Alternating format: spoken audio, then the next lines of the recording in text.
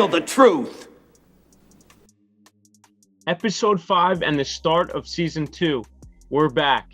I'm Mikey Domagala, and alongside with my co-host Jermaine Barnes, here we are for another episode of ESPN's The Truth Podcast, sponsored by Gatorade Santiago and La Liga Works.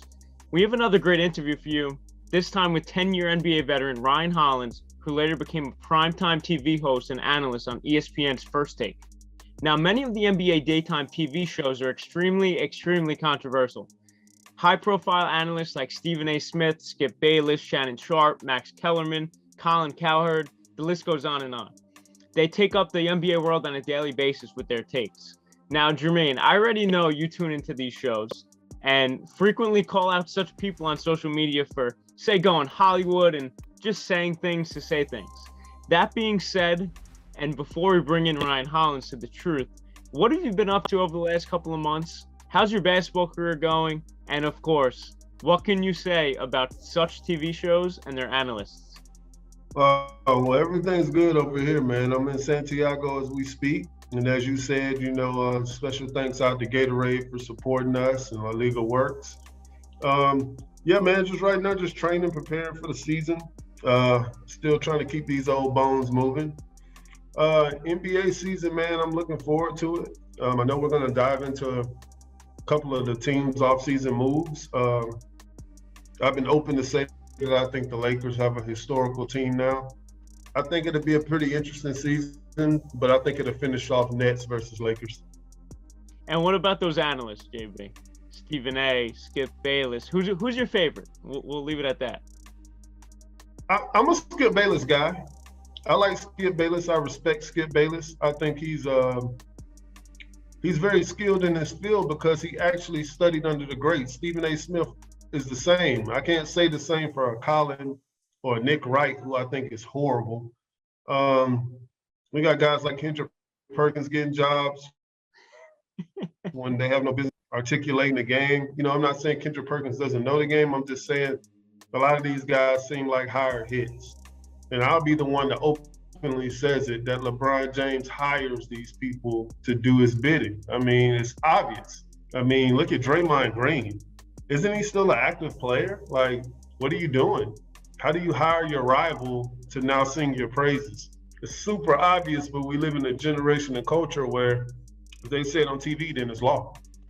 Yeah, and you, of course, JB, talking about Draymond in Uninterrupted, the barbershop, which is produced and has LeBron in it, talking with Draymond against their rivalry and whatever. We wouldn't be seeing Magic and Bird doing that as they're playing. That's for sure. And I'm sure you agree. Yeah, definitely, man, because everything was about competition, and these guys prided themselves on iron sharpening iron. Magic and Bird saved the NBA not because they were buddy-buddy, it's because they were attacking each other. That's the problem with the NBA right now. There are no rivalries because everybody's friends. No doubt. And, I mean, here's another guy who doesn't like rivalries, doesn't want to make friends. Giannis Antetokounmpo just led the Milwaukee Bucks to the championship. That, of course, over our little hiatus just happened. There's a lot of free agency moves. The biggest one, Russell Westbrook signing with the LA Lakers, JB. Listen, that's an old team, but they got a lot of good players, man. The Lakers got a lot of pieces. What do you think about Seven Russell? Hall of Famers. Seven Hall of Famers. Now, will Russ work in LA? It depends on what position he plays. If LeBron plays point guard, it's going to work perfectly. And Russ plays a shooting guard. If Russ is playing point guard, they're not going to win. I love Russell Westbrook, but he doesn't need to be playing point guard. Like it or not, LeBron James is probably the best point guard in basketball. He does a great job of setting up his teammates and understanding the game of basketball. And he needs to continue to let him do that. No doubt about that. And it'll for sure be an interesting 2021-22 season coming up. It's crazy. I remember the 2012 season. Here we are 10 years on. A lot of new teams, a lot of new rookies coming into the league. That being said, JB, that's enough time for us talking. Introducing our guest, I'll say the hilarious and full of NBA takes, 10-year NBA veteran, Ryan Hollins. Ryan's here to tell the truth about NBA media, NBA TV shows, and JB to talk about that LeBron narrative.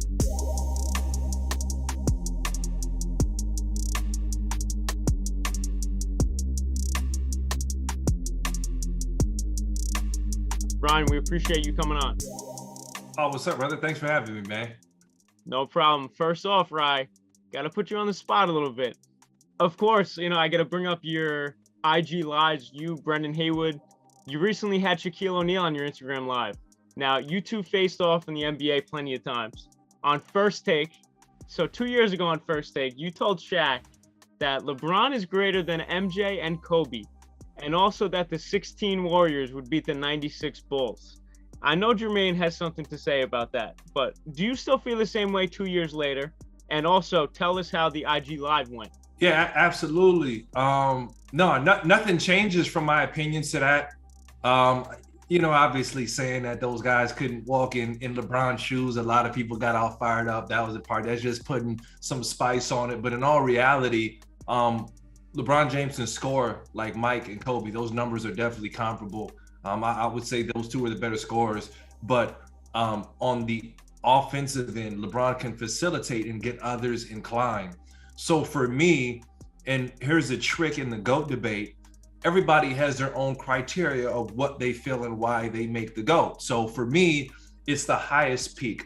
I think LeBron has reached the highest peak of any NBA performer that we've ever seen. So, I stick with LeBron James. I think Michael is unguardable, one-on-one. You can't stop him. But in a modern era of basketball where you have to get all other four members of the basketball team in unison and working, I think LeBron James' vision, scoring ability, and size makes him the greatest ever. Michael was more dominant, but I'm sticking, and Kobe obviously a clone of Michael, and some people could argue Kobe was better than Michael because Kobe, in my mind, played against better competition. Okay, so that's another for the Kobe fans. They can throw that out there. But for me, LeBron is the greatest because if I plug them in different eras or different situations, LeBron is going to get the most out of his team, not just himself. And LeBron has actually made more clutch buckets. Now, we remember Michael's clutch buckets. That's no question there. But LeBron has actually had more go-ahead buckets. So I'm not the big analytic stat guy, but it actually is out there, intriguing enough. So for me, LeBron's ceiling has reached much higher than any other player that we've seen play the game of basketball.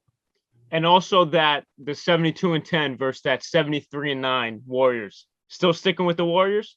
Absolutely. So everybody thinks that's like a knock on Michael, like Michael versus Steph Curry and Clay. No, or KD. That's not what that is. It's the role players. That team wouldn't have had the depth. What do you start Kukoc at center and then you literally can't sub, or you're putting in Scott Burrell, who they can't guard, so it's the role players, it's the Iguodalas, it's the Livingstons, it's this pace, the speed that they play at, and like I said, Michael's a scorer. He's going to get his, but that Warriors team is just different. Basketball, we play a better brand of basketball now than we did in the past. The three-point era changed the game. They'd be getting run by so fast, they wouldn't know what to do. JB, I got to ask your thoughts about that. Who do you got? 72-10 Chicago Bulls or the 73-9 Warriors? Chicago Bulls is the greatest team of all time. The 72-10 Warriors, that team was not the same team that Kevin Durant played on, and that team didn't win a championship. So, it doesn't matter what they did in the regular season if they didn't win the championship. You might as well say the Buffalo Bills is the greatest football team of all time, but they didn't beat the Cowboys. Matchup-wise, defensively, the Bulls would dominate them. It's just obvious. Ron Harper could take Curry out of the game. And it all depends on what eras we're playing in, because Draymond Green is irrelevant, if we want to be honest. He's great when the other great players are playing, but look what he did when they stepped out, 5-5. Like, that's not good enough, Now, Ryan, you would understand this. When Anthony Mason played for the Knicks, he was Sixth Man of the Year, 9-8. When he got to transition to get his own team, he became a 1977 guy. In those 80s and 90s eras, we always waited for the guy that was next and who's next up in line. And that's being Southerners and like football people, the Miami Hurricanes, the next running back with the Willis McGahees and the Clinton Portises. It was always about who's next. Draymond Green proved to us that when everybody's gone, he's really a G League player, if we're going to keep it straight honest and the facts. The thing that I have to take away from LeBron James is the competitiveness. He made the game an AAU game. And that's what kind of lacks in this new basketball. You say the modern day era is better. Well, it's not, because there are no more rivalries. It's not competitive anymore. Everybody's friends. So now Draymond works for LeBron. So now he's on TV singing LeBron's praises, but you're under clutch. So how can I compete against you when I work for you? Now, could Larry Bird work for Magic Johnson? So it's just like they miss me on that. You know, Ryan, I think you fully understand that coming from a guy that was a combat guy. Because, Ryan, I can count 7 times on one hand that you done been in a fist fight in the NBA, right? So you're used to that kind of generation. So this new modern day era, I call it AAU basketball. It's not competitive anymore. And that's why LeBron James, to me, can never be a Magic Johnson, a Larry Bird, a Michael Jordan, because he lacks that competitive spirit. He wants to skip steps. So, yeah, of course, you hire all your friends to get on TV and sing your praises. And when y'all play against each other, you kind of got a notch on them because what? It's a friendship club now. So, no, it's a little different. If he played in the 80s and 90s and you knew if you came to the basket, you would get baptized, yeah, it'd be a lot different. But Michael Jordan averaged 35 points a game with hand checking and a beatdown. Imagine if you couldn't touch Michael Jordan. If you couldn't touch him, it's 40 every night. And he's an 80% free throw shooter. And he's a 50% shooter, not a layup artist like Brian, a 50% shooter. You know what I'm saying? So, I mean, we got to be realistic about what it's about. And being a basketball player, Ryan, I know you fully understand being out there in war, in combat, it's a little different when somebody says, dang, Ryan can play, but let's see if Ryan's tough.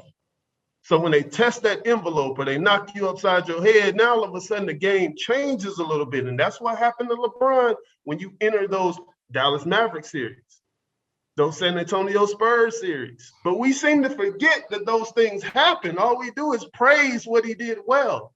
And I feel everybody should praise LeBron for what he does because he's special. But he's not Michael. He's not Michael. He doesn't have that next gear. He doesn't have it. So he kind of created the gear because his generation is easier to trick. So I don't think it's better. I just think it's softer. Ryan, that's a lot of information to digest, of course. That being said, I think LeBron dominates in any era. Ryan, I'm sure you agree with me. What do you think about JB's stuff about the LeBron playing in the 80s to now, MJ playing now? I like it. Here's the reality, man.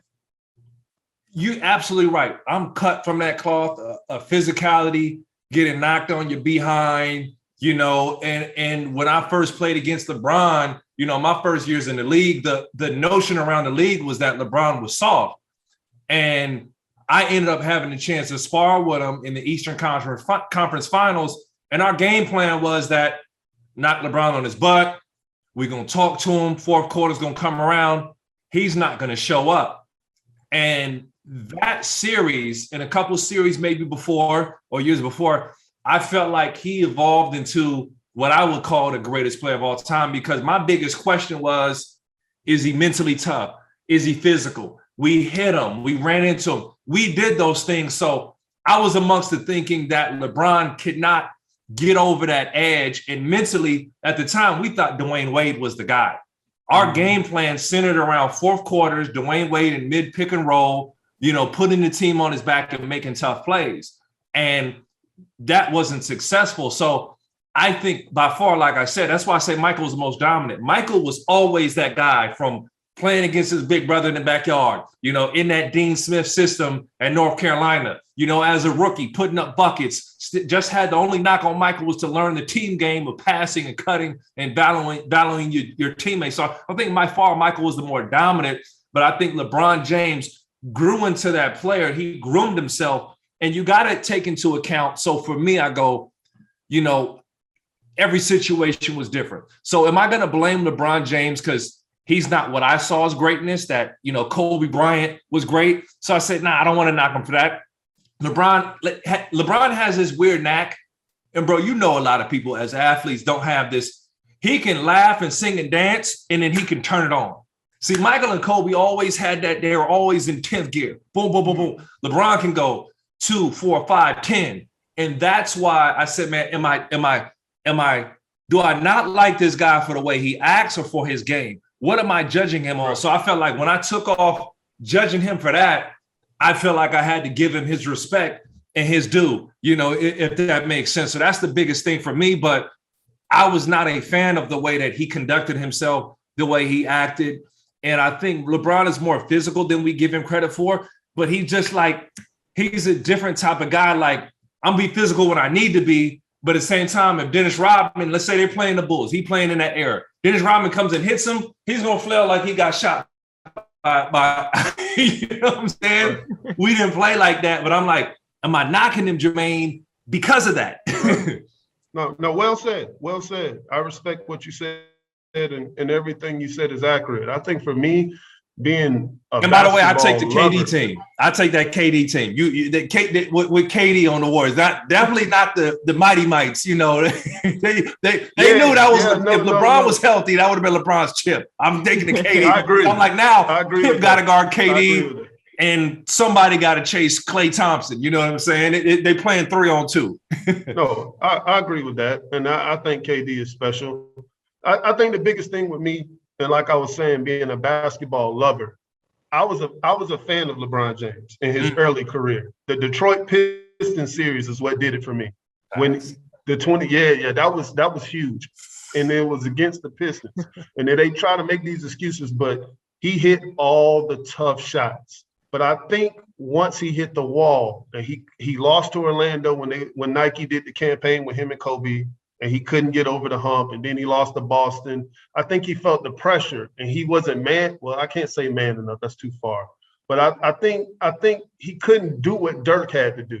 He said, I got to figure out how to make this thing work. And then LeBron has that uncanny business mindset to know he's already preparing. So I feel like he's more presidential campaigning to be the GOAT than actually being the GOAT.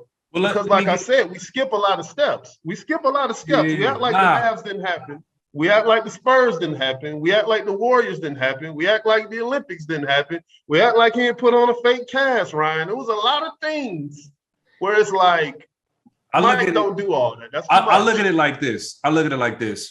Mike, from day one, his older brother beat the crowd out of him in the backyard. He couldn't cry. He couldn't mow. And Mike's older brother has game, okay? Yeah. Your bro got game, bounce, everything. He just small. Then he goes to Carolina. He got Dean Smith. He got James Worthy in practice every day. So now he's getting better there. Then he gets to the league, and he's already fine-tuned into this mental monster.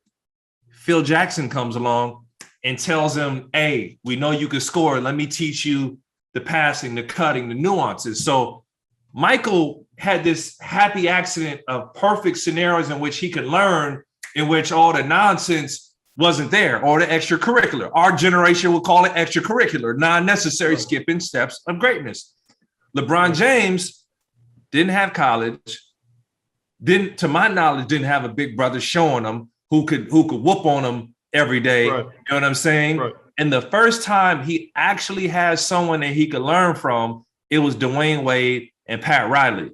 So to me, when I really start judging LeBron, it's once he got to Miami, because he could look over to somebody and be like, all right, how do you close out in the fourth quarter?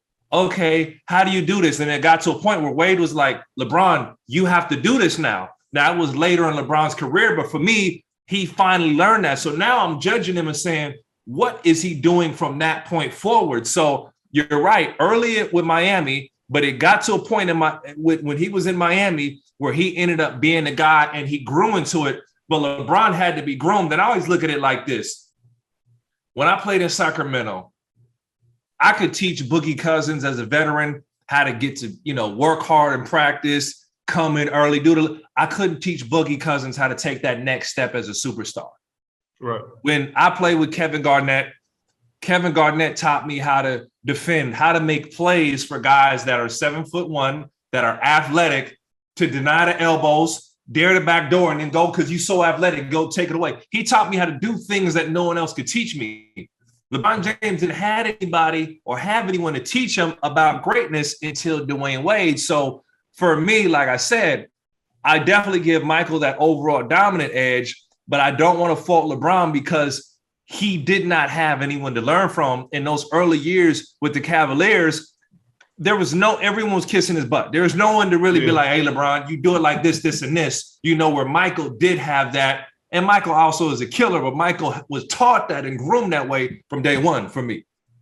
No, I respect your words and well said. We can stay on this all day. Mikey, I love it, man. I love it, man. and I'll say this, man, real quick. Like, it's funny. People see you on First Take and they like, we want to argue. We want to fight with this guy. They want this. Like, and it's like, dog, a debate is not, people think they got to belittle or talk to somebody like, nah, let's really have a talk. Because if I don't respect your opinion, we can't talk. What are we talking about? Are we just yelling, he better. Yeah. But it's like, why? It's like, now, that is taken into account. And like I said, if I didn't see the dog in LeBron visually from myself, I wouldn't have believed it. And I saw it. And it's funny, a lot of players who played against LeBron before he became that guy, judge him from that. But I saw literally him become that, because, bro, when I tell you we threw every coverage at LeBron, we threw double teams, we trapped him, small defenders, big defenders. At one point, Brandon Bass was guarding him. We couldn't do nothing to stop him.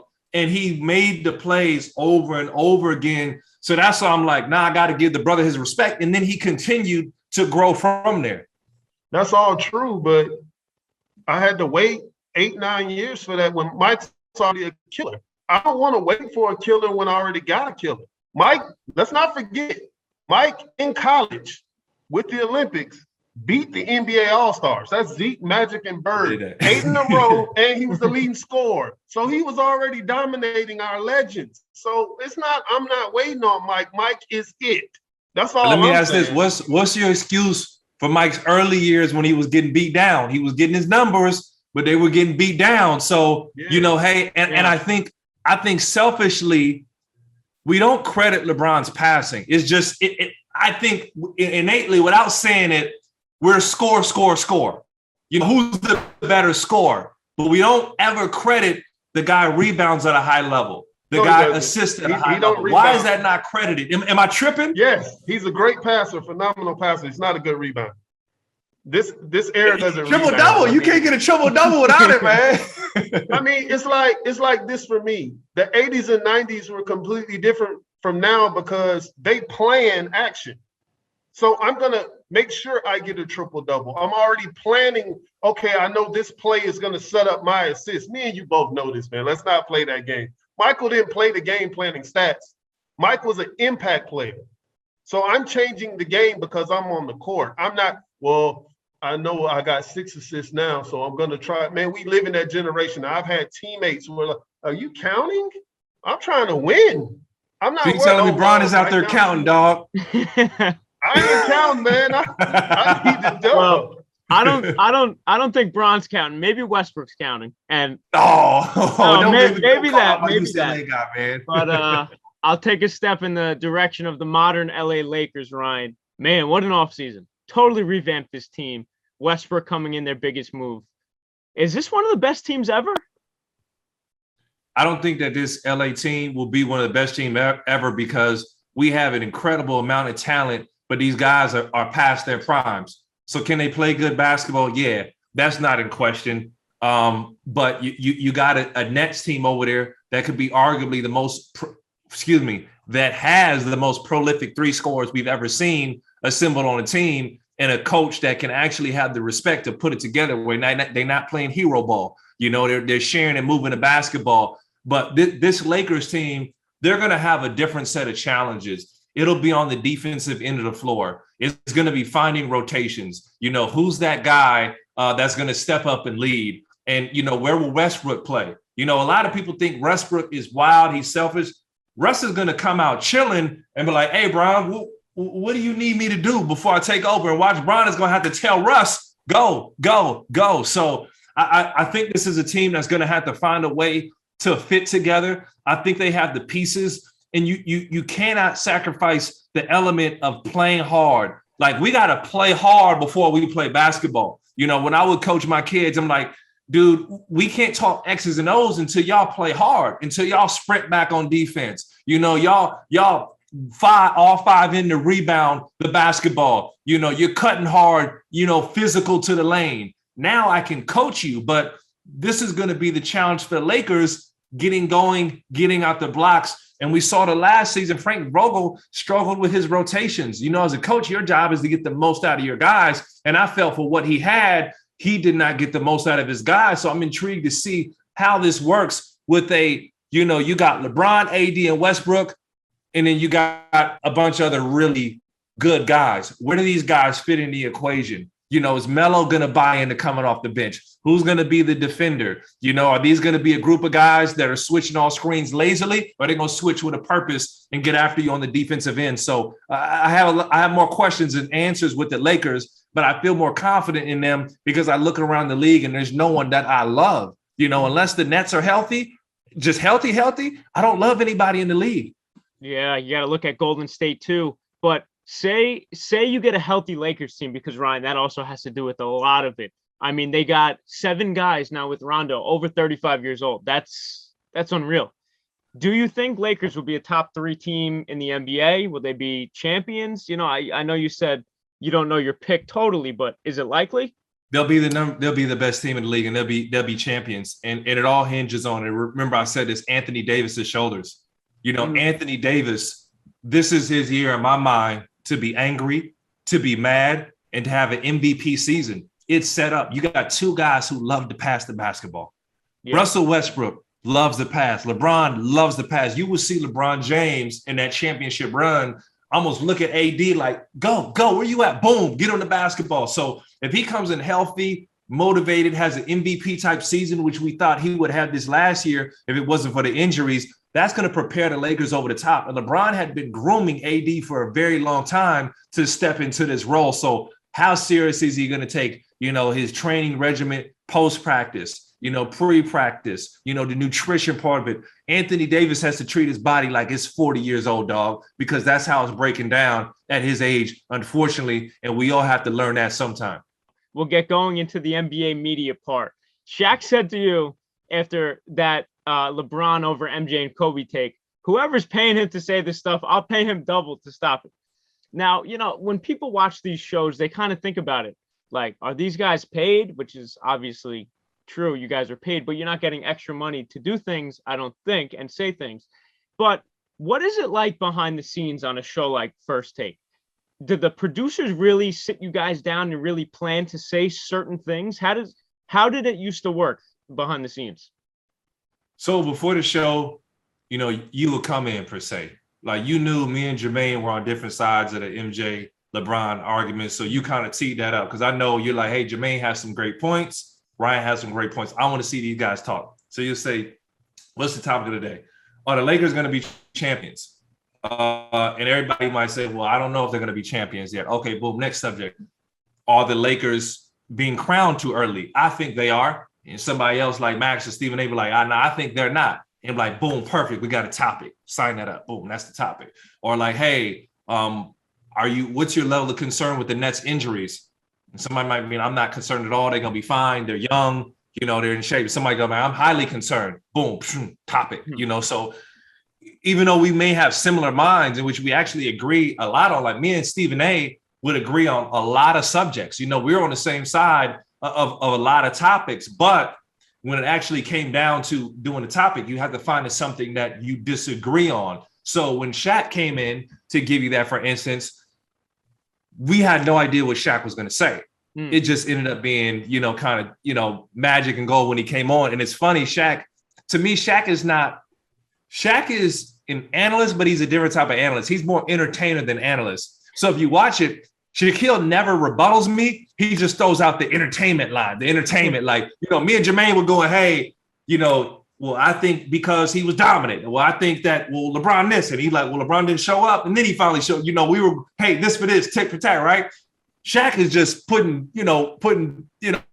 wood on the fire. That's what he did from an entertainment aspect. So that's what, really goes on behind the scenes. And, we're laughing and joking in between scenes. It's rare that you see guys that are, really angry at each other. And I think the only cardinal rule that we don't cross when we're going is you don't question the guy's credibility on air. That's when guys really get steaming. If you say, hey, man, you can't play or you don't know basketball, you don't know this now. It's like, it's personal, dog, because it's like I'm paid to be an analyst or something, but for Shaq, we were laughing about that. It's funny. We actually talked about James Harden and somebody earlier in the show, and we thought that would have been the clip that went. We didn't know that clip would do 5 million and probably whoever knows how many more impressions from that day. It's funny, if you check on my Wikipedia, that script is written out on my Wikipedia. It's wild, bro. So it's funny that a lot of people see that, and people would be so steaming mad when they hear that if it wasn't a lot of truth in it. And that's the funny part. You got to contest. If I had said, hey man, Manu Ginobili will run laps around Michael Jordan, well, nobody would be paying attention, per se. But there's a little bit of truth, like, LeBron is pretty darn good. There's something I gotta question that. Is it legitimate or is it not? It fires people up. So that was the fun and always the fun part of doing First Take. Mm-hmm. I'm gonna continue, but I still don't agree with that statement. But to me, JB, that's cool because your criteria of GOAT is dominance, is mental mindset. You had to be the GOAT from college, high school on up. And you saw that from Michael, where LeBron had a growing stage. So LeBron doesn't even qualify from a dominant standpoint, of a mindset standpoint. And like I said, I respect that. And that's the trick about the GOAT debate, why it's never going to go away. We got some cats who love their era, some cats who love toughness, and some cats like LeBron love LeBron for in the sense of the all-around game. And some cats are young, they never really saw Michael Jordan, No, that's true. That's true. But my thing is, where did Mike come from? That's where I got my biggest beef with LeBron, because if you notice, LeBron will go on social media and he'll post something, and now it's an ESPN topic. So it's almost like he's staging his stuff. My thing is, you're more of a Magic than a Michael, and you're not better than Magic. And I was always up for that debate because me and you both know in 9 years, Magic went to 5 chips. He won 5 chips in 9 years. Brian didn't do that. Magic's won at every level. That's high school, that's college, that's pro. And the greatest player of all time currently in that era was Kareem. We all know that. Cap was the man, right? Cap went down, and a 19-year-old went out there and got 45 and beat Doc. Mm-hmm. You the GOAT. So, I mean, when Michael took the mantle from Magic, Magic is more of a Bron than me. Magic was the loving guy. Magic was the creative guy. Magic was the ultimate competitor, the ultimate winner. He was all around. And this question that he couldn't score, that wasn't true. So my thing is, Bron, you're like Magic. But you campaigned yourself into this Michael thing. I don't even think he can score like Michael. It's just we live in a time where I'll put it this way, Ryan. I got a great joke. When I was coming out of college, wasn't good. When I was coming out of college, I wasn't good enough to play in the league. I went to the Long Beach NBA Summer League, and Roy Ivy had me my ASS. Roy Ivy now. And I think Roy can play, but on television, the common fans like, oh, he sucks. No, he gave me the business, right? Okay, so when I turned 28, I'm in Timberwolves camp. So how does that work? I'm not so much better now. No, the era got worse. The IQ got worse. The passion got worse. The understanding of how to be a successful player got worse. So I said to myself, if I'm here, because I was with KG and them, I was like, if I'm here and I'm witnessing this for myself, there's no way they could play in the time. I never would have made it in that time. You know what I'm saying? And I'm a realistic, because me and you ain't that far off in age, Ryan, but I'm like, I'm witnessing this stuff for myself. And there's no way these dudes could have competed. They're not physical enough. They're not smart enough. They're not mentally tough enough. And that part is so real.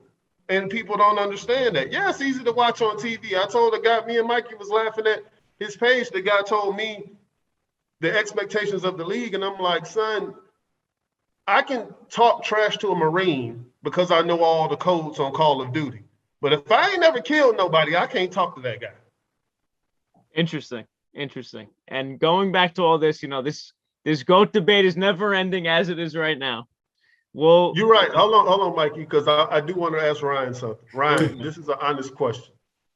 Now, we all love Joker. I know all of us love Joker, but he's slow. He's not very athletic, whatever. But he knows the game. He plays the game at a high level. His stats was incredible. He won MVP. But he's not playing a Christmas Day game. Why is that? I know why I feel that way, but I want to know why you think he's not playing primetime basketball and he just won the league's highest honor. You got two teams, one who lost in the first round, and you got another one that didn't even make the playoffs in Golden State and the Lakers that they're going to throw in. It's star power. It's the same reason that after averaging astronomical numbers with consistency through the whole season, we had to be reminded that this guy was the MVP. You know, people were trying to put LeBron in there. And I think, you know, to piggyback on something you said earlier, you know, hey, LeBron learned the media card. Yeah, because LeBron got hit upside the head by the media when he didn't play, when he decided to have the decision. He didn't really understand how to play that game, and he got humbled really quick and learned he had to learn. But to answer about Joker, it's just not a sexy level of offense. Now, guys like me and you who know the game, it's like, look, dog, he hitting guys on backdoor cuts. You sag off him, he turn and hit the J. You know, if you go small on him, he gonna punish the mismatch. You know, Joker does all the little things. He plays the perfect game. He's the greatest passing center we have ever seen. But we're not going to see him on Christmas Day because it's not sexy basketball. Right. The Nets, the Lakers, Golden State, Philadelphia with the Ben Simmons and Embiid saga. You know, I'm not sure the whole lineup. You know, the Clippers probably got pegged in there. I wouldn't be surprised. I'm not sure, likely without Kawhi Leonard. But, you know, they don't have the storylines that you would go for. So even though he was the MVP, it was like, you're not the best player. You know, we may not even, he may not be top. I mean, he's probably, if we're naming our players, he's probably in the 7 to 10 range, right? We're going Bron, we're going Giannis, we're going KD, you know, Steph, you know, so that's where, you know, we're placing them. And he had a heck of a year, and it pains me. I'm a big man saying this, dog. I'm a 7-footer, you know? Interesting. That's true. I agree with everything you just said. Another guy in there, like you said, with the sexy part of it, Luka Doncic gets the game. And Dallas wasn't even all that last year, you know? You had Denver ahead of them, but Luka has that pizzazz where Bron and KD gonna end up, he's the next in line to pass the throne to. Yeah. So he's going to be held in that regard, you know. We can have a debate of best player in the league if Luka really playing like Luka is down to play. So you're going to see Luka there. Yeah. Luka that good. For sure. He's dominated everywhere too, JB, since he's 16, which is insane. Ryan, you know, First Take had Stephen A, Max, and Molly. You know, Max kind of doing his own thing now. Undisputed with Skip and Shannon. Skip Bayless, Nick Wright, so many of these famous names. Out of all of them, who do you think knows basketball the best? Obviously, those guys haven't really been pro players. And you said Shannon doesn't count? Well, you know, he hasn't really been an NBA player, but he does have the veteran status. I actually would say I like Shannon more from a sense of that he's a pro athlete. Now he's playing a game that he's going to take the LeBron card. Skip's going to take the Kawhi card. You know, he's playing that game with Skip, but he's actually learned the game of basketball to even a statistical element. I would say Shannon knows the game the best. Stephen A is so intelligent. He has a deep, deep understanding of the game, and he can throw some numbers and stats at you. But by the fact that Shannon has been in locker rooms, intimately spoken with guys, and he's almost like me, man. He's got an affinity towards basketball where I think I'm a football player. I think I'm a football player playing basketball. I love football. I'm tall and skinny. It never worked out for me. That's my mindset. But I think Shannon is essentially like a ball player in a tight end's body. You know, the way he speaks, he almost it looked. And I got a lot of partners like this that played in the league, and they were in the NFL to be exact, and they rather talk NBA. Go debate stuff like my guy Ryan Clark, then talk basketball, talk football. Yeah. I mean, listen, basketball is the most controversial league. You could argue every night there's always action. And Ryan, on First Take, who's your favorite guest you had on in all those years? Favorite guest? Yeah. Oh, it would have to be Shaq, you know. So I may have to give you the second up. Shaq was fun, really, really fun. Honestly, we didn't know he was coming on the show. And I think he had kind of staged it around the time that Stephen A was there, and I was there and we're just coming in, like looking at the rundown. It's like, oh snap, like big fella, he's coming on. You know, there was no preparation for that. Yeah. I was only supposed to do the show like Wednesday, and they were like, nah, we come back Thursday and Friday after that. Like, so it was cool, him coming on, and Shaq's on my wall growing up. He's literally on my wall right there, back there. But like, this is a legend, man. And I think he's just so cool and so personable behind the scenes, man. That people gravitate towards Shaq. He's the real deal on and off the court. Yeah. Ryan, I've been on record on social media everywhere I talk to my. They know how I feel about it. I think Shaq is the greatest center of all time. Now, Shaq will never say that, and he's very humble when it comes to honoring, Russell, Cap, Will, and they deserve that respect. But I think Shaquille O'Neal is the greatest center of all time. He's in my top 10. How do you feel about that? Having a personal relationship with him, growing up watching him, and then also taking a step back as an analyst, because this is not just my feelings. I have numbers to back this up. I have impact to back this up. I have the three-peat followed with 3 finals MVPs, and of course the first year in Miami. I just feel like he's the most skilled, dominant center we've ever seen, because of course he gets slighted off his footwork, which was impeccable once he got into his prime. I think I slide with Cap. I would say Cap is the greatest. And I would argue that Cap may be, I don't get mad at anybody. You would never see my mouth or my face get fixed if someone says Kareem Abdul-Jabbar is the greatest basketball player of all time. Right. So I would take Cap. I think Shaq is the most dominant. There's no way they could even guard each other. I think what people don't forget is Cap was, we have all this, band training and speed training and all that they didn't have back in the day. Well, Cap was doing martial arts. So he had the hip mobility and flexibility and able to run and jump and do all that. So he was so ahead of his time with his generation. And it's from a skill set standpoint, he could literally shoot that sky hook out to the darn near to the 3-point line, so they wouldn't have been able to guard each other. But I believe Shaq was the more dominant. But I just think Shaq fell into a bad place where Phil Jackson was forcing him to lift weights and get stronger and get bigger and bigger and bigger. And Shaq was already strong. He dunked on everybody. He could have used more movement rather than just turning and banging on everybody, And I think Cap probably would have had that advantage. Obviously, maybe we want to nitpick. We go to the free throw shooting. But I think that, Cap was more mobile. He was underrated with his strength, but I agree. I don't think they could have guarded each other, but I haven't looked and compared, like you said, Jermaine, pound for pound, those numbers of what they've been at. And you got to acknowledge 40 and 20 in the playoffs back to back to back to back. Shaq was always, he was always that dude. And I think Shaq could have been the greatest player of all time, bro. If he, like, in the offseason, he was chilling, making movies. He was he was setting himself up post basketball. But if he had a Kobe, a Mamba work ethic, he'd be the greatest player of all time, bro.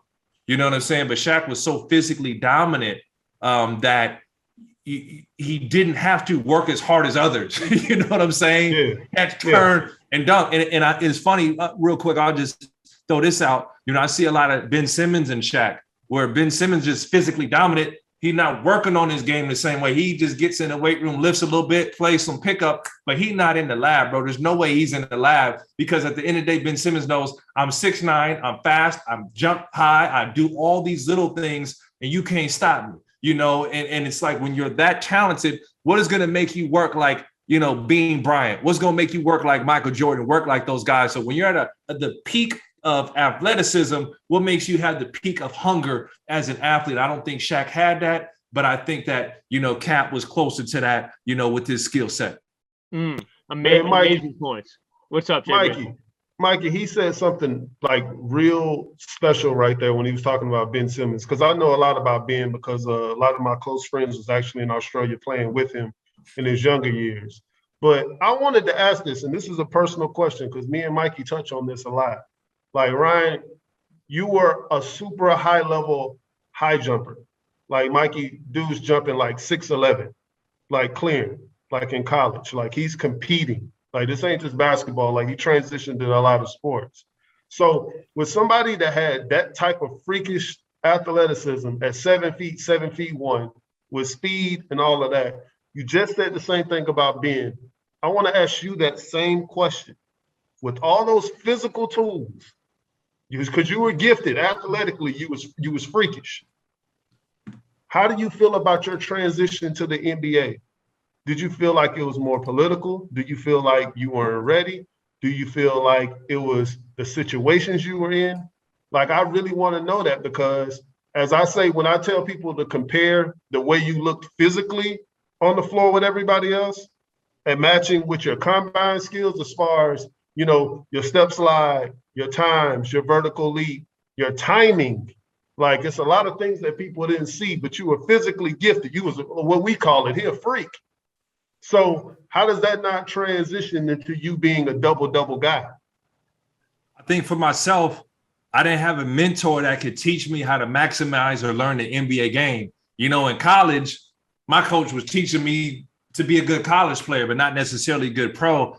And I fell into like an in-between stage. And the same thing you just said would keep me up late at night. I'm like, dog, I feel like I can jump over anybody, dunk over anybody. Why am I not getting this on the offensive end of the floor? I never developed that go-to move. I never developed how to get to my go-to move on the floor. And I was in between that. I had a soft touch from the midi, but it's like, all right, like, am I going to be, Elton Brand? Am I going to do that? I'll be stepping out shooting threes. But defensively, my footwork was impeccable. I could guard 1 through 5, but I could never get the offensive footwork, and it almost sounds weird. I wish I had trained with like an overseas trainer or team in the off seasons to where I could have put that together. Overseas, you're going to learn strong right hand finish, come back to a counter. You're going to learn those things where I never had that, but I definitely had the mobility and athleticism to have been, play like a wing, on the perimeter. I have that, but I did not have the footwork. I didn't have the shot. I didn't have the consistency. I didn't have that level of training. And at that time, it was like, I didn't have a big man coach all the time. I didn't have someone showing me. I would have a little, guard teaching me post moves. You know what I'm saying? So, I didn't have a summer with Hakeem, but it would definitely keep me up at night. Like, why am I not scoring 20? How do I get to this? What should I be focusing on? Later in my career, I was just like, look, man, I'm going to be the greatest pick and roll defender in the league. And I'm going to be a rim roller. And I'm going to dive to the rim and I'm going to catch lobs. So I had to just simplify myself. But, you work on all these things and you don't put them together in the season. But it was something that it drove me crazy, and now they'll let a guy like myself step out to the three-point line, to run the wing, to hit the corner three. And now imagine if I'm going show and go on the corner three, one dribble, I'm banging on your head. That's why I watch a guy like John Collins, the game that I maybe would have been similar to. But yeah. I got cussed out for shooting the three in practice, even in practice. You know what I'm saying? So you literally I would go months, years without shooting a three in practice. There's no way you're just going to develop that later on. Yeah, I was going to bring in that era aspect. Ryan, we had Keith Boss Kloss on here. He had more in his bag than he had in the 90s, he was telling us. And that seems like with you too. It was just the era that wouldn't allow him to do that, the coaching. That's the thing that bothers me, Mikey. Like, so many people on the internet or whatever the case may be say things like, I'll give you a great example, Ryan. I was in the same class with Kwame. I'm from Atlanta. So Kwame and me, we played in the same conferences, right? We was with Josh Powell, Josh Pace. All of us were together. So, oh man, JB, Kwame sucks. I'm like, have y'all seen Kwame in real life? Like, y'all go to the YMCA and y'all call Boom Bang a good player because he's the local weed man, but Kwame Brown sucks. Have you ever physically been around that? So they said the same thing to me, like, oh man, Ryan or Keith or whatever. I'm like, what y'all don't understand is the NBA is a whole nother set of rules that you could never understand. They already know who they want to be what they want them to be because it's now a company. You're a company. You know what I'm saying? So if you don't fit into what their script is, if you can't find your niche, you're not going to stay. So like you said, Ryan, about the year 5, I guarantee you was like, well, I just got to get paid and I got to find my role that they want me to play. And I ain't going to try to do anything else. I got a family, and this is what it's gonna be. Yeah, look, trust me, bro. I wanted to be KG or Duncan, but I realized I didn't know how to do that. It wasn't working out. Or like I said, people don't understand KG 7'1", closer to 7'2". You know, my frame should have been playing on the wing. A lot of people don't know I could handle the basketball and pass well. You know, I was nimble doing that, but when no coach gonna be like, let's work on your handles, bro. Or like, I'm gonna put the ball in your hands and you go DHO and you create offense. Wasn't nobody doing that. You know what I'm saying? I could catch on the break. I was so fast, I'll push 2 dribbles and be at the rim and make a decent play, you know? So, you know, I didn't have that teaching and it definitely wasn't asked, you know, but, you know, like you said, you're 5 or 6, you realize, nah, dog, I better rebound. I better defend that guy. I better, you know, do all those other little things. And it was also different, Jermaine. You know, when I came in, like you said, it was a man's league. So you had 35, 36-year-old guys in the league on every single team. So I'm getting the crap beat out of me.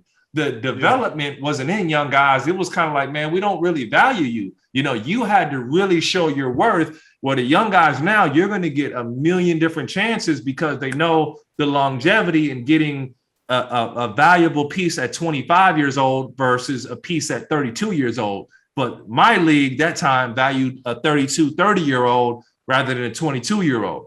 Yeah, definitely. Yeah, definitely. Different eras, different times. Now, Ryan, what can you say about Jared Dudley, your former teammate? You know, there's been some controversy, even controversy stirred up from himself wanting to stay with the Lakers. He was saying that after he took the Dallas Mavericks assistant coaching job. How is he as a teammate? You know, he gets all the credit from LeBron as being one of his favorites ever. And how do you think he'll be as an assistant under Jason Kidd? I was with Duds in 3 different teams. I remember when he came in as a rookie with us with the Bobcats, and he's one of the greatest teammates I've ever had. You know, he's a joy behind the scenes, one of the highest IQ and cerebral guys. In the midst of 82 games in the season, you get tired of looking at each other. You know, JD is a breath of fresh air because there's always a joke. There's always something witty. There's always funny. He's a pro's pro. He gets it. So, you know, having a guy like that daily is extremely, extremely valuable. And people don't notice Jared Dudley came in and couldn't shoot the basketball. He was a kind of like a slashing, posting 4 when he first got to the league. He understood he wasn't going to last if he didn't shoot. He gets over to Phoenix and he leads the NBA in 3-point shooting percentage. So JD was a guy who earned his keep in the league and will guard the other team's best players. So he has nuances of the game because he's not athletic to where he can teach the game and had to learn the game. He didn't have a choice. You know, he had to play like that old man at 22, 23 years old just to last in the league. So JD, one of my favorite teammates and my dogs, hands down, when it comes to, you know, anything in the league, man. And you understand LeBron being so high IQ, love Dudley. I could tell you that right now. They spoke that same basketball language because, Jermaine, you know it. It's hard to talk good basketball with somebody who doesn't have a high IQ. It irritates you. It frustrates you. You got a teammate thinking about the wrong things. You have to talk basketball with someone who knows the game on a deeper level. And I'm sure that's a lot of what Rondo had with LeBron, that Dudley had with LeBron, that maybe some of those other guys didn't vibe or mesh well with during their time as Lakers there. I went off on a tangent, so I do apologize, Mikey. I went into college high jumping, and you know, those are my personal questions, Ryan. I apologize to you, man. Nah, bro. I you know, I had no regrets. I figured I would have to go get it out the mud to stay in the league, but it's like, you know, we always had those dreams, but a lot of people don't know what it was like. But when you get into the game, it's like, all right, what are you doing? You know, that we didn't have the training, bro, that there is now and the player development, all that. So it was like, dog, at the end of the day, guess what, Jermaine? When the lights turn on and we in the playoffs, I'm always going to be ready. 4 quarters, I'm ready. I'm going to look over at Shaq and KG and Tim Duncan. I was never scared. We going to get it, dog. Where some guys may have been more talented, but I was the one always ready to play. You know, I was the guy, my numbers never showed up in the stat sheet, but I had to become that, you know, and unfortunately, you know, I didn't get to grow. When I went to Minnesota and was a young guy, they tried to build around me. We won 14 games. You know what I'm saying? It was a mess. That was my time where I could have developed. I was starting in Minnesota. I could have been more, but, You know, it ain't work out. That whole team, you know, they kind of did away with us, man. I think it's funny. When me and Mikey first met each other, we had a heart-to-heart conversation. And he's like, you know, man, like, I listen to NBA guys talk about you. I listen to Sam Mitchell talk about you. What happened? I said, I wasn't good enough. And he laughed. But I feel that same, you know, energy when I talk to you. It's like the honesty, the humility, like, yo, look, you know, this is what was going on. This is what's happening. That's what's, I feel like that's what's missing now. I feel like we live in such a social media culture in basketball because, Ryan, I feel I'm a football guy too. I feel like no other sport gets disrespected like our sport. You'll never see Lil Wayne on NFL Network. You'll never see Kobe on NASCAR. You'll never see any of these things. But our sport, everybody's a fuck. I almost said so. In our sport, you know what I'm saying? Everybody's an expert. You know, and it drives me crazy. Well, I'll throw this out and just give this food for thought. People would tell me they don't want to see me on TV talking basketball. Win, lose, or draw, whether you agree with me or not, I played 10 years in the locker room. I played 4 years in college, made it to the national championship game. Yeah. You know, all area player in high school. I played the game. I was around guys. I was with guys. So you rather hear someone talk about basketball who never played the game. There's someone at a worst case, whether you don't agree with them or not, actually played, or then to hear someone who never played. And I don't like to get into that. I think everybody's had to earn their own keep in the game. But it's funny to me when they say someone don't know basketball, can't talk basketball, you know, because they get caught up in a debate or a clip or something like that, you know. But we definitely, like you said, I think we definitely misinform the youth on the things that are really going on, right? The wool is pulled right over their eyes and they don't even realize it or think it. Yeah. Yeah. And talking about the locker room, Ryan, all the veterans, all the legends you've been around, Kevin Garnett, of course, that Celtics big three, Chris Paul and all them. You mentioned Dudley is one of your favorite teammates, great teammate. Who's your favorite teammate of all time? Jamal Crawford, man. He was big and just even recruiting me to the Clippers, taking care of me, making sure I got the basketball. We spoke the same language. He was a breath of fresh air every day. And it was funny, man. I'm like, you know, I never knew Jamal personally, but until we played with each other. For the guy with neck tattoos and all that, he got to be the most down-to-earth, calmest, humblest dude I've ever known in the planet, man. And Jamal, man, he was a breath. I mean, literally still is a breath of fresh air, man. He's got one of those personalities, one of my favorites, man. And we used to put the battery in each other's back, man. Those were fun times, man. But Jamal, J Crossover, I'm telling you, that's my dude right there. And that's somebody we gotta have a campaign to get back in the NBA, my man. 41 years old and still balling out, bro. He's such I don't know. You can't quantify what he does, dog. Like you can't teach the feel of the game that Jamal has at this age. Can't guard him. Yeah, and you see him in the crossover dropping 60 and whatnot. And Rod, this is a little off topic to the NBA, but you know, on the truth here, we like to talk about some hot topics. Shikari Richardson, hot topic in American sports right now, especially a couple weeks ago. Jermaine over here, man. You see how controversial Jermaine may be. He's getting banned on social media left and right for talking his mind about Sha'Carri. What's your opinion on her and how she's handling herself? I think that as a former athlete, she dropped the ball.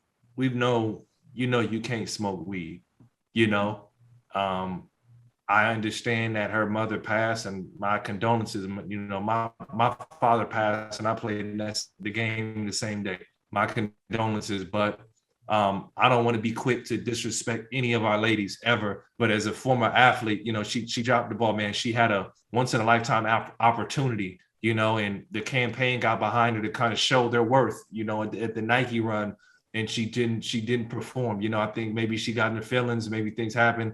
But I hope, you know, I guess maybe the silver lining in this for a track athlete, they don't make a lot of money. Hopefully she has a name where she can be able to take care of herself and her family when she's not as fast as she is no more. And she can advocate and speak for people who maybe have gone through things that she's gone through.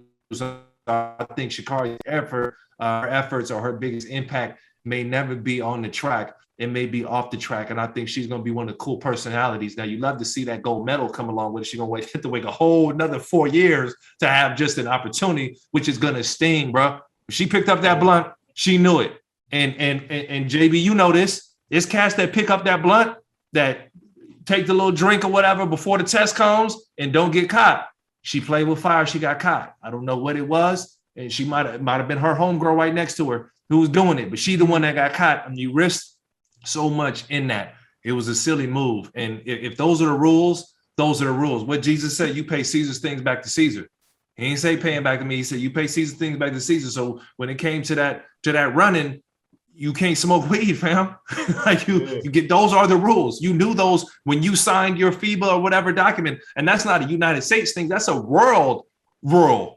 Okay. We can't be in the world. You can't tell the athlete in China that they no, they all are held under the same jurisdiction. And JB, I'm sure you probably played some overseas, some ball like that, or had that piss test early in the morning where the man is standing there looking at you like pee, like dog, like we all had that. And you have to abide by those rules. In the NBA, I'm at my homeboy's house in the summertime. I get a random number like, hey, where are you? What's your address? We're coming to drug test you. Like, what? Like, you have to do it. In the summertime, bro, I'm kicking at my partner's house like, bro, I got to do this. I'm not forfeiting my pay. So we're all held to that same standard. But I think the best is for her to come, and I think her impact is not going to be known on the track, but off the track.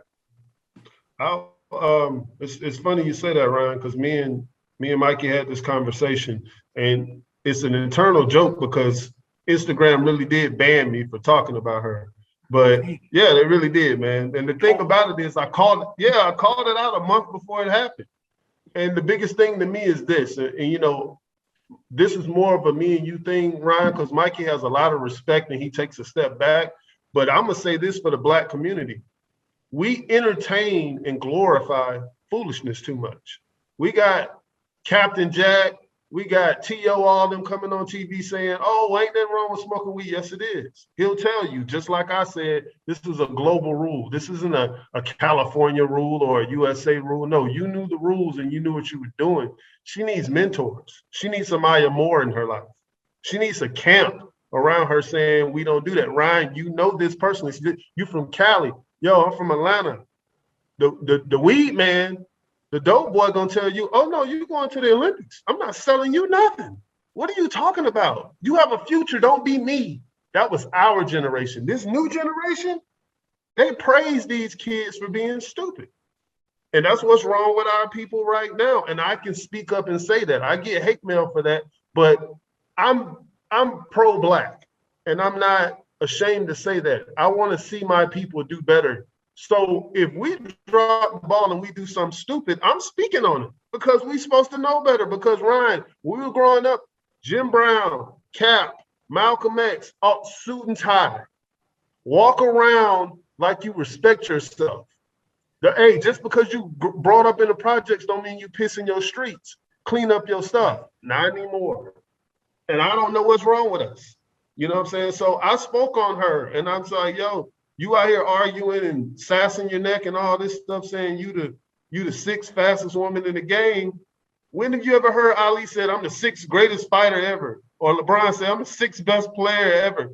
Like, you talking crazy. You know what I'm saying? And you weren't the sixth best runner in that race. If you're not winning, you can't talk. And I say this, I personally have only seen the quotes. I don't know if we've all made more of a blowback than it. I don't know if she is taking full accountability of it. So I say I haven't personally spoken to her also to judge to that degree either. She might have known like, y'all messed up, fam. My mom died and I didn't give a damn about track or none of that. Like, I don't know her mindset. I've seen the quotes, but until I hear and I sit down and speak to her, I don't really want to judge because JD, we've been there too. You know, she might be taking full ownership of that degree, or somebody might be twisting a quote of hers or something. I don't know to that degree, you know. So I would just say I ain't spoke to her either, you know. Brother, I send it to you. Ain't nobody twisting no quotes. She said it. I don't care if she get mad at me or not. I'm saying it. It's not excusable. Listen, you can't smoke, man. You knew the rule. Maybe smoke after the deal, okay? Okay. We're going into a segment now called Truth for Truth. where we put you on the spot. I mean, we've already been putting you on the spot with certain things, but we'll put you on the spot even more. Yeah, you want to GOAT debate the first question into the show, yeah, Mike? man. Like, oh, man, yeah. Oh, he might have just woke up from a nap or something, JB, and we put that on him first. But you handled it well. You handled it well. But Ryan, do you solemnly swear that you will tell the truth and nothing but the truth in this segment? I solemnly swear, Mikey, you got me, man. All right, Ryan. All right. Now, listen, You scaring me now, but let's go. Go ahead, This man. is a little bit of a tough one. Should Rachel Nichols have been fired or let go from her ESPN shows? You can't handle the truth. I don't think so, but I understand it. I don't like to judge because it's a private conversation, dog. Yeah, We've I all agree. done things. If you heard in a private conversation, what the hell? It's a private. I don't care. We were off air, bro. It was a private conversation. I agree. But the reality is once it gets out, it gets out. Yeah. Once it gets out, it gets out. And I think we all are allowed an emotional hijack or break, especially in our private time.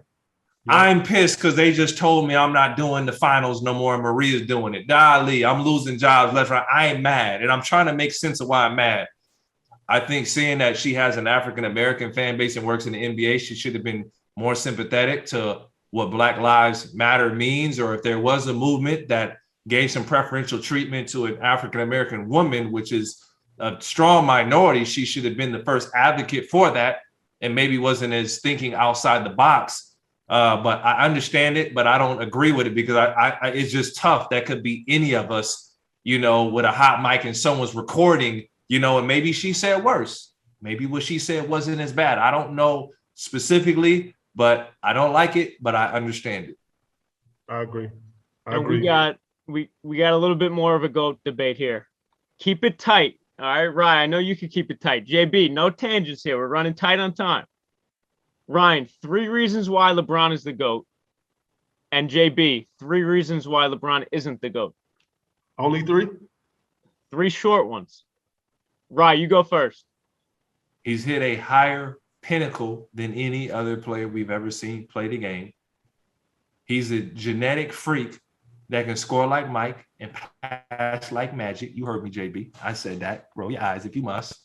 And LeBron James has, once he was given the torch, he never gave it back.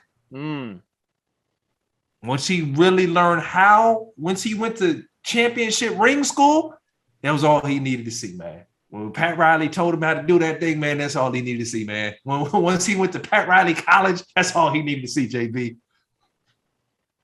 Well, the Spurs happened after Pat Riley school, and the Warriors happened after Pat Riley school. And when he went in the locker room and put that pre-wrap on his hand and said he broke his wrist, yeah, all that happened after Pat Riley school. But hey, I'm not touching that. We're going to go to my 3 since that was his 3. Number 1, Dallas Mavericks. Jason Terry, which is a role player at 6'1", 180, outplayed you. He averaged 18 points a game while you averaged 17, which is 10 under your regular average. And you shot below 50%, and you shot 60 from the free throw line and 39 from the field. That happened. That would never happen to Jordan, Kobe, Shaq, that happened. It happened. That's just one. Hey, didn't Mike get swept in the first round? Oh, we're doing first rounds now? Because my bad. Because my guy's 6-0 in the finals, and he had 6 finals MVPs. That means he was the man every time. I was just checking. Okay. You know what? He trying to cut off on my other stuff. It's fine. The biggest margin of defeat in the finals twice. 20-point losses to the Spurs and the Warriors, and he quit. And we know this to be facts. How can you be the GOAT? Come on, Ryan. 20? Mike ain't losing by 20 in the finals. Mike got swept. He lost by plenty 20s. In the finals? He's on the same team twice. I don't want to be the greatest first round person of all time. He was getting guarded by Jeff Hornacek, bro. Of course he gonna win that one. Why do y'all always skip Clyde Drexler, guys like that? Why do y'all always go to Jeff Hornacek? Ryan, Mikey, I have to do this. Who did the Miami Heat have on LeBron? Deuce Hauser, Duncan? Like, come on, like they had a 6'5" center in the game. Like, he ain't playing nobody. So let's not do that. Come on, Ryan. Like, I'm giving you facts now. The 17 points a game happened. No NBA great in the history of basketball has ever went 10 points under their average on the stage. You got one more, JB. You got one more in you. That was like 10 from JB. Oh, yeah. All right, yeah. I said 3 ain't enough, Ryan. I got 100. I'm going to stop, Mike. I'm going to stop. All right, moving on. Ryan, we got 2 more for you. Whose ring was more valuable, KD's 2 or Dirk's 1? Dirk's 1. I agree. The competition that Dirk played against was unreal on the way. Like you said, he knocked off LeBron in the finals. He knocked off, they don't talk about it, he knocked off Bean on the way now too. All right, we love Bean. And I think if you look at that run, it was special. And Dirk, you know, power forward is the less sexiest position. We haven't had a great Tim Duncan, but it is rare that power forwards end up being that. Now, our generation was very power forward centric, but a power forward being the baddest man walking, you know, and Timmy D was excellent, and he had a great coach, great team, all that. But Dirk, a scoring power forward to win the chip, we'll likely never see that again out the mid post. Dog, he won the chip out the mid post, bro. You get busy with that. And he took over. It was all of his championship too. Down the stretch, he went on his own personal runs, man. And I played with Dirk. He's a different breed, dog. And the final truth for truth question, JB, I'll let you have the stage. Am I frozen? Nah, you back. Yeah, you're good. LeBron froze you, dog, for all that slander you was talking. Hey, listen, he freezes me for real. Mikey, you better tell him. Oh, he's getting banned left and right from social media. But JB, take that last truth for truth. Y'all seen Ryan? Truth or not truth? Was your nickname the booty call? You can't handle the truth. So untrue. That made me so mad, dog. You talk about somebody doing something that would stick. So here's what happens. Tony Allen is just, you never know what's coming out Tony's mouth. And they had Tony Allen on Memphis radio, and they said, Tony Allen, tell me something about Ryan Hollins. And Tony, sometimes, you know, you can't think of nothing to say. You just shut up and you just say, man, I can't think of nothing. He goes, you know, we call Ryan Hollins the booty call because whenever we call him, he's always ready. And he's ready to play. He's ready to go. And like, dog, Tony, that wasn't flattering. Why would you say that? Well, I got kids, bro. Why would you say that? And he said it on air. Everybody got a laugh out about it. They're excited. And then Basketball Reference, fake news, puts that on as my nickname. I ain't never had no gosh darn nickname in my life, bro. So for that, I'm like, dog, like for real, bro. Like they better hide behind their stuff. I'm about to sue Basketball News or whatever, basketballreference.com for that nonsense, bro. I guess that's the way the little nerds punching their little, you know, whatever on the computer, doing their thing, man. But no, not even close, bro. The closest some people might call me RH. You know, I don't even know if that counts as a nickname. But no, to answer your question, Tony Allen couldn't think of anything to say, and somehow that stuck because it was just so funny. It was a Tony Allen moment at his best, but it's disrespectful to the utmost. I got kids, bro. Hashtag fake news. Gotta end it on that, RH. Fake news. Well, Ryan, thank you so much for coming on episode 5 of The Truth. Really digging deep with JB and really taking truth for truth pretty well, man. So thanks for coming on. Before we finish, the views and opinions expressed on this podcast are those of myself, Jermaine's, and Ryan's. Stay tuned for more episodes coming soon, and check us out on YouTube, Apple Music, Spotify, and ESPN CLT.com. Follow us on social media, The Truth Podcast on Facebook, and at Truth Podcast ESPN on Instagram. Of course, follow Ryan at Ryan Hollins on Instagram. And of course, tune in to his Instagram lives. He's bringing in Shaq and other big guests. That being said, Rye, so long. Thanks for coming on. Anytime, my man. You already know it, man. Appreciate y'all, man. Fun stuff. You can't handle the truth.